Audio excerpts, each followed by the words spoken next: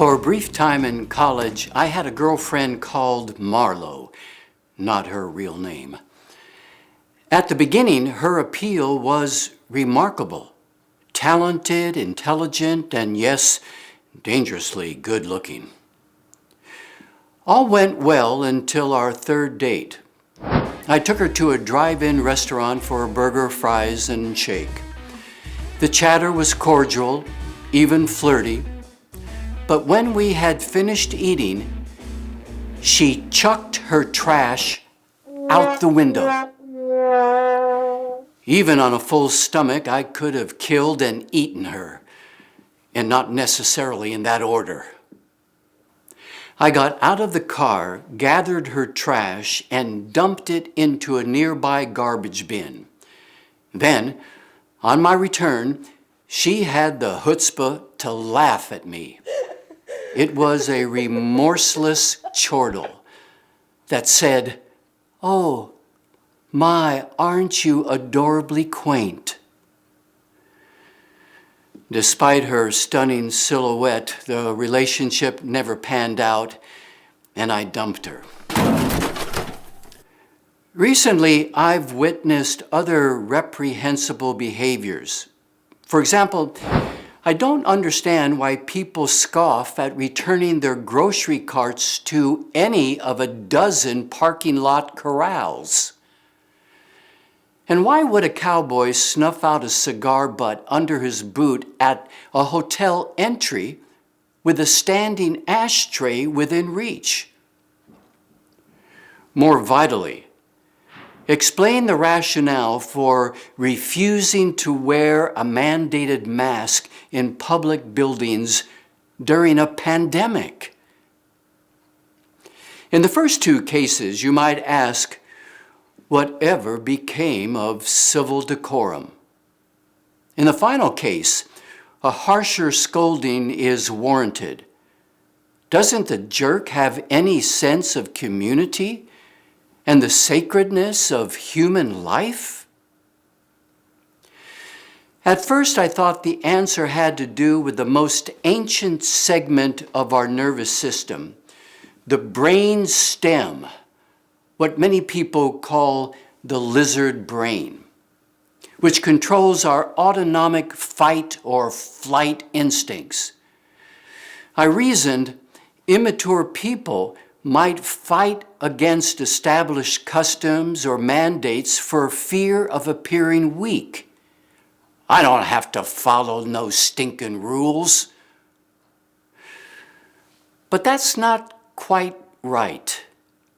Although the lizard brain is certainly involved, the real answer goes deeper. The ego. The ego over which we have control even when we think we don't. Follow me on this. Ego derives from our personal identity, which originated from our thoughts. For example, let's say I value strength, independence, and courage, all of which make me, here's the key word, special. Other valued traits include beauty, athletic prowess, and intellectual acuity. I store these traits in my brain until the idea becomes an integral part of my identity. It's really not who I am as a spiritual being, but I have told myself I'm special so steadily that my brain has come to believe it. Eventually, the synapses in my cerebral cortex light up in any situation that challenges my self-concept. My girlfriend Marlo thought of herself as special. So did the cigar-smoking cowboy and the maskless reprobate. Although it can be a challenge to rewrite the brain, it's not impossible, at least for those who have some sense of awareness. There is a gap between desire, the stimulus, and action, the response. Within that gap, every human being has a choice. They can ask, what is the right thing to do? Asking the question is an act of awakening to the realization they are not the victims of their dysfunctional thoughts that created their self-identity. They have taken the first step in realizing they can be proactive between the stimulus and the response.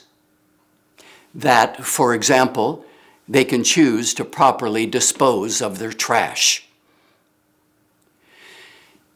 And if at first their brains resist, they might remind themselves that suffering, for example, the annoyance of following rules, is a portal to transcendence. And if you run into Marlowe, or anyone resembling Marlowe, share this thought with her. Being right, special, or entitled flows from ego. Being kind flows from spirit, awareness, enlightenment. And always remember, it's never too late to reprogram the brain.